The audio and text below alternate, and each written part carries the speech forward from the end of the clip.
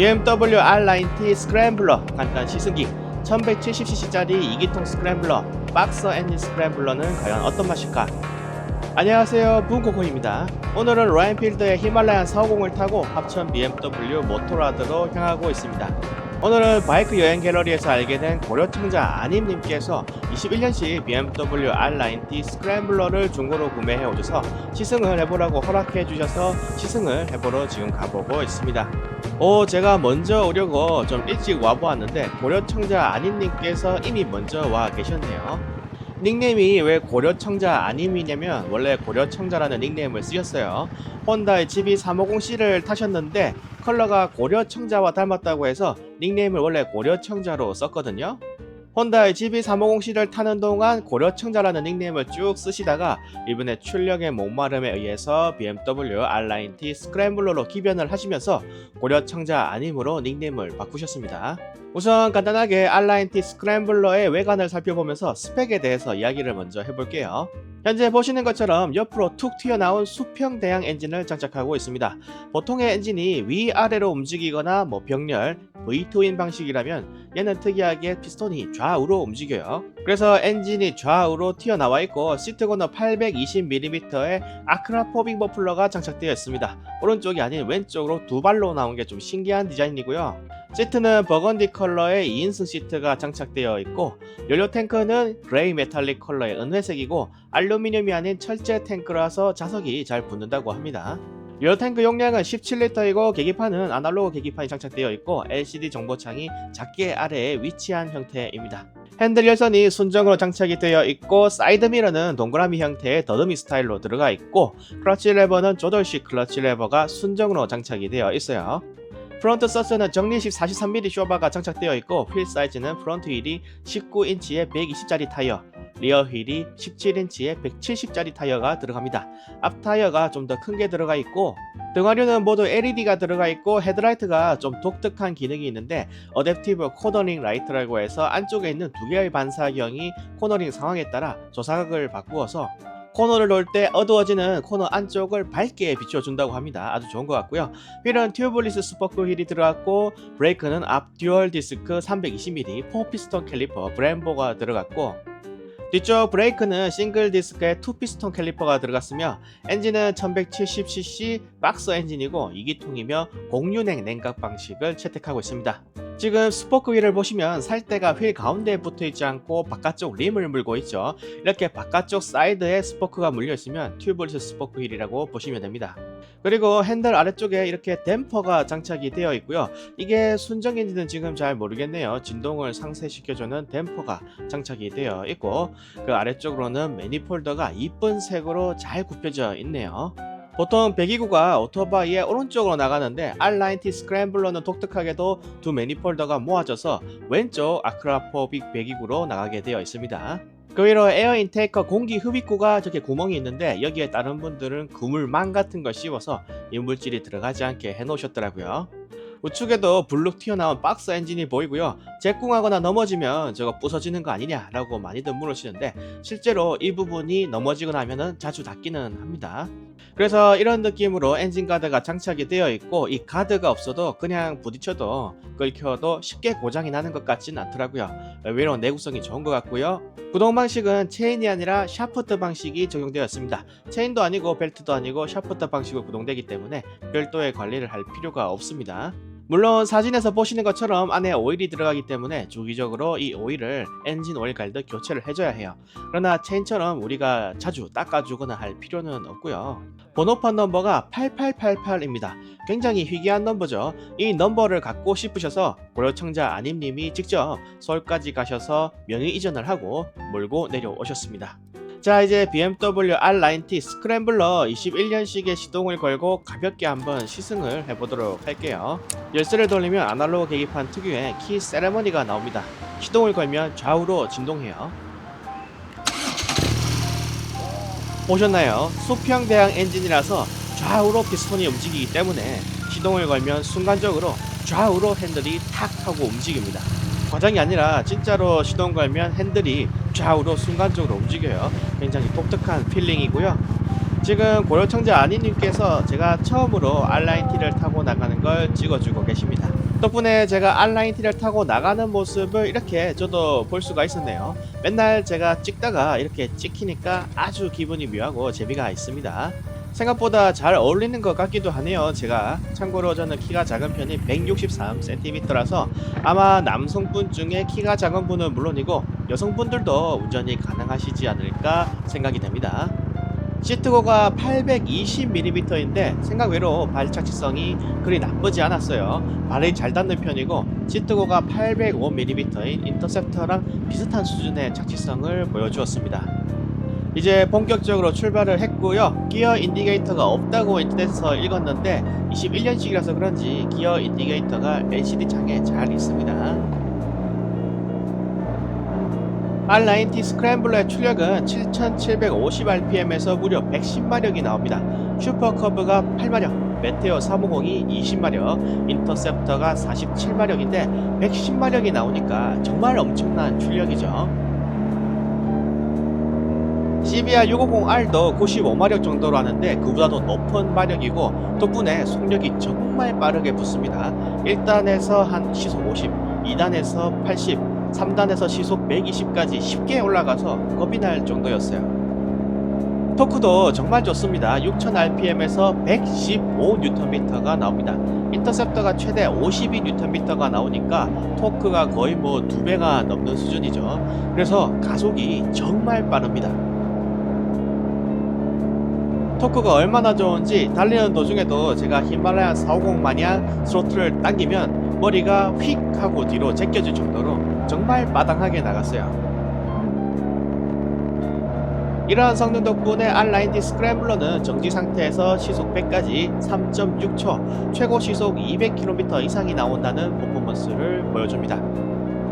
이 녀석이 스크램블러 장르라는 걸 생각하면 진짜 오버스펙이에요. 스크램블러라는 장르는 원래 포장도로보다 미포장도로가 많았던 과거에 오프로드를 빠르게 달리려고 젊은 분들이 개조를 한 것에서 시작한 장르라서 속도 위주의 장르는 아닙니다. 오히려 비포장로를 주파하기 위해서 배기구를 위로 올리고 서스펜션도 높이고 지상고도 올라가고 거추장스럽고 무거운 부분도 다 떼어내어 버리는 그런 장르예요. 그래서 그런지 지금 핸들바 쪽을 보시면 좌우로 단순하게 생긴 클래식 스타일의 핸들바가 장착이 되어 있죠. 타이어도 볼록 패턴이 들어갈 정도로 오프로드 성향의 장르인 게 이 스크램블러인데 얘는 스크램블러라는 이름이 무색할 정도로 정말 속도도 빠르고 성능이 뛰어납니다. 제가 R9T 스크램블러를 타다가 나중에 히말라얀 450을 다시 점심 먹으러 갈 때 타니까 역체감이 들 정도로 출력이며 토크가 너무너무 뛰어나더라고요. 그리고 고속으로 올라갈수록 진동이 사라지는 독특한 느낌이 있습니다. 뭔가 성능은 웅장한데 경적 소리는 조금 아쉽네요. 뭐 텍트나 비노 같은 스쿠터에 달려있을 것 같은 경적 소리가 나오고요. 지금 코너링을 살짝 돌고 있는데 이 정도 코너에서도 느껴질 정도로 이게 타이어 상태가 안 좋은 건지 뭐가 안 좋은 건지 약간 불안함이 느껴집니다. 나중에 알고 봤더니 뒷타이어가 좀 오래된 거라서 경화가 좀 되어 있었다고 말씀을 해주시더라고요. 그래서 코너링을 할 때 리어 타이어 쪽이 조금 불안함이 올라왔었던 것 같고요. 살짝씩 직진 코스가 나올 때마다 당겨보고 있는데 정말 잘 나갑니다. 공유냉 2기통이라서 그런지 정말 마당하게 잘 나가고 엔진 필링도 굉장히 독특합니다. 좌우로 움직이는 수평대양 박스 엔진이라서 그런지 실제로 탈 때도 저속이나 출발할 때 아니면 스로틀을 확 개방할 때 좌우로 떨리는 게 이 손으로 직접 느껴집니다. 그리고 또 독특한 게 저속에서는 꽤 고동감이나 진동이 올라오는 편인데 고속으로 올라가면서 고 RPM을 쓰기 시작하면 점점 진동이 사라지고 부드러워지더라고요. 이게 의도를 하고 그렇게 만든 건지 아닌지는 제가 잘 모르겠는데 저속에서는 공랭 특유의 진동감과 고동감을 챙겨오고 고속에 올라가는 고속 영역에서는 속도를 내는데 전념할 수 있도록 진동을 지워주는 그런 느낌마저 들더라고요. 그래서 처음에 출발했을 때는 이거 진동이 생각보다 심하네, 고속으로 가면 더 떨리는 거 아닌가 하고 생각을 했었는데 전혀 그렇지 않고 고속 영역에서는 오히려 더 부드러워져서 신기한 기분이 들었습니다. 이 막간을 이용해서 발 착지성을 잠깐 보자면 이런 느낌입니다. 시트고가 820mm인 것 치고는 그래도 이 정도면은 굉장히 잘 닿는 편이에요. 좌우 바디 카울이 클래식 스타일 바이크들은 불룩하게 튀어나와 있어서 다리가 벌어지니까 발차지성이 좀 안 좋아지는 경향이 있는데 R90 스크램블러는 바디 카울 쪽이 매우 슬림하게 디자인이 되어 있어서 시트고에 비해서 좋은 발차지성을 보여주었습니다. 개인적으로 아주 마음에 드는 대목이었고요. 앞축비는 12.0대 1이고 연료는 고급유를 사용해야 합니다. 제가 거주하는 합천군에는 고급유 주유소가 없어서 아마 제가 고급유를 쓰는 R90를 타는 것은 조금 힘들 수도 있겠네요. 배기음도 시원하고 커서 좋습니다. 보통 2기통 미들급을 타면 순정 배기를 했을 때는 주변에서 들을 땐 소리가 큰데 그 소리가 정작 운전자에게는 잘 안 들리는 경우가 있어요. 그래서 많은 분들이 자드, 아크라포빅, 디아블로 등등으로 배기 튜닝을 하시는 거겠죠. 그런데 R90 스크램블러는 배기 소리가 순정인데도 아크라포빅이 달려 있어서 소리가 아주 시원하고 좋습니다. 운전자에게도 소리가 잘 들리고 소리 자체도 대단히 만족스러워요.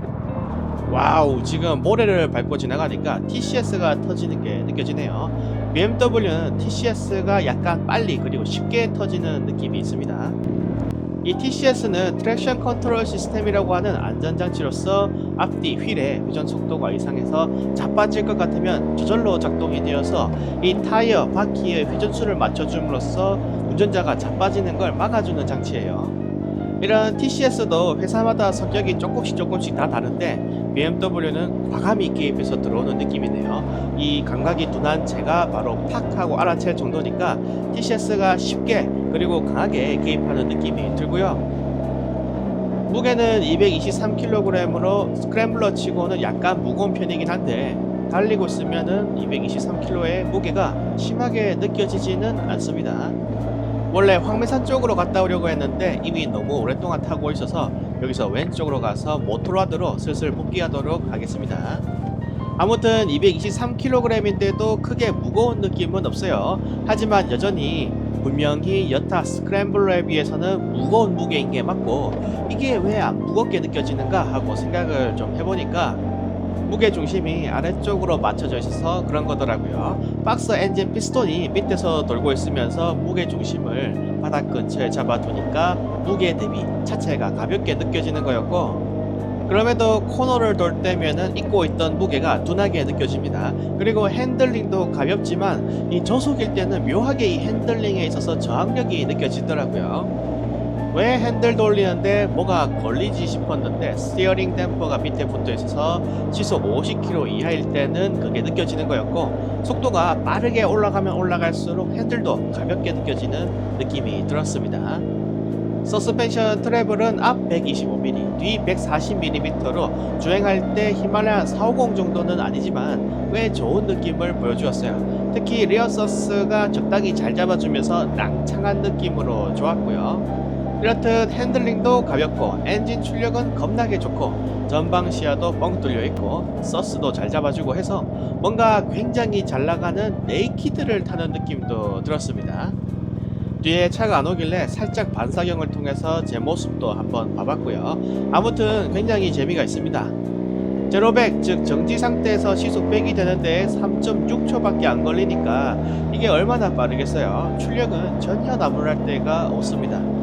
솔직히 저는 시승하면서 6단을 한 번도 못 써봤어요. 그도 그럴 게 3단에서 가볍게 시속 110까지 올라가 버리고 4단에서 가볍게 154 정도를 찍어 버리려고 하니까 겁이 나서 5단도 겨우 써봤고 이게 시속 200 이상까지 나간다고 하는데 그냥 뭐 겁나게 빠르다 출력으로는 딱히 이걸 타면서 목마름을 느낄 일은 전혀 없을 것 같다.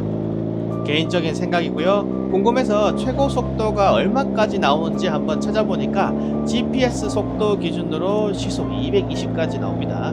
계기판에서도 속도계 바늘이 완전히 오른쪽 끝까지 다 돌아가는 속도입니다. 맨날 커뮤니티에서 Y존이 어쩌고 하면서 이야기를 하는데 R90 스크램블러면은 여러분의 Y존의 꿈을 이루고도 남는다 라고 말씀을 드릴 수가 있겠고요. 다만 R차와 달리 앞쪽에 카울이 없어서 바람을 몸으로 있는 그대로 담아줘야 하니까 바람의 저항이나 풍절음이 굉장하더라고요. 만약에 카울이 있어서 바람의 저항이 더 적었다면 훨씬 더 빠르지 않았을까 싶은 생각이 들기도 했었고 브레이크는 의외로 막 칼 브레이크가 잡히거나 그렇지는 않았습니다. 직선에 아무도 없으니까 살짝 감아 볼게요. 소리가 꽤 좋습니다.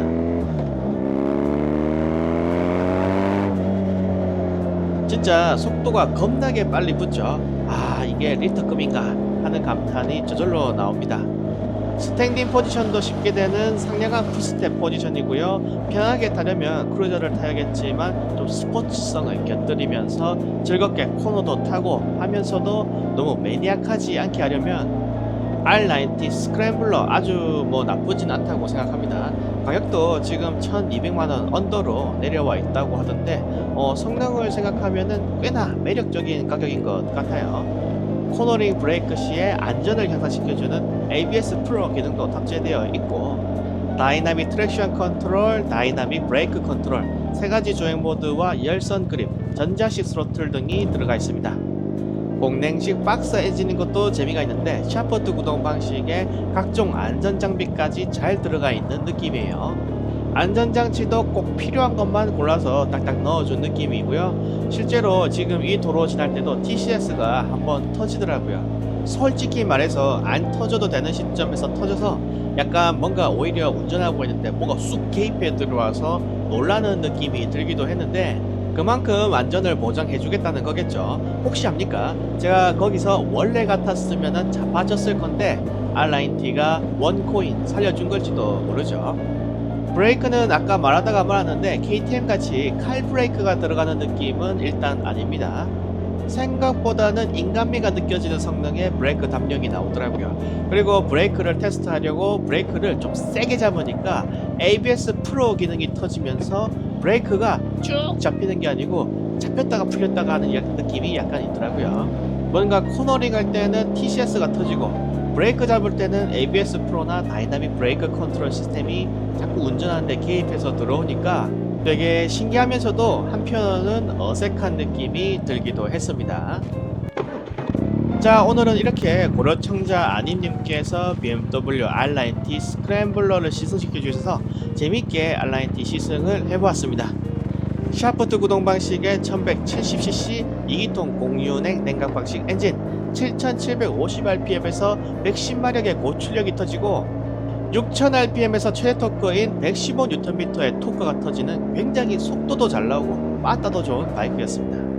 제가 단기통 엔진을 주로 타서 그런지 최고 속도가 설령 좀 느리더라도 저중속 여역대에서 토크나 빠따가 재밌는 바이크를 선호하는 편인데 R90 스크램블러는 빠따도 좋은데 속도도 잘 나와서 두 가지를 모두 충족시켜주는 좋은 바이크였습니다. 심지어 무게도 가볍게 느껴지고 양발 착지성도 좋았어요. 그럼에도 불구하고 단점을 좀 이야기하자면 첫 번째로 고급유 사양인 게 좀 아쉬웠습니다. 특히 R90는 론 98 수치의 고급유를 요구하고 있어요. 우리나라는 론 95가 최대치이기 때문에 고급유를 넣어도 심지어 노킹이 종종 생긴다는 보고가 있어서 이 점이 좀 아쉽고, 물론 일반유로 매핑이 가능한 BMW이지만 이런 식으로 매핑할 경우에는 출력이 많이 사라지죠. 두 번째 단점은 수평 대항 엔진의 오일 순환계 특성과 공유냉 방식의 한계로 인해서 엔진 오일을 많이 먹습니다. 특히 한여름이 되면 엔진 온도가 150도를 넘나들 정도로 뜨거워지는데, 이럴 때 엔진을 조지고 다니면 1000km당 체크하면서 엔진 오일을 수시로 보충해야 될 정도로 엔진 오일을 많이 먹어요. 그리고 마찬가지의 이유로 열 관리를 실패해서 시내 위주로 타시는 분들은 엔진 누유가 발생하는 경우가 가끔씩 있고, 메인터넌스 프리의 드라이브 샤프트를 사용하지만 수분 침투 등으로 인해서 오일을 교체해줘야 되는 일이 종종 생기고, 배터리를 교체하려면 연료 탱크를 드러내야 한다는 단점이 또 있다고 합니다. 이렇게 좀 소소하다면 소소하고 크다면 큰 단점이 몇 개 있었고요. 이상으로 오늘 영상은 여기서 마치고요. 다음 영상에서 또 찾아뵙도록 하겠습니다. 도로 위에서 뵙겠습니다. 영상 끝.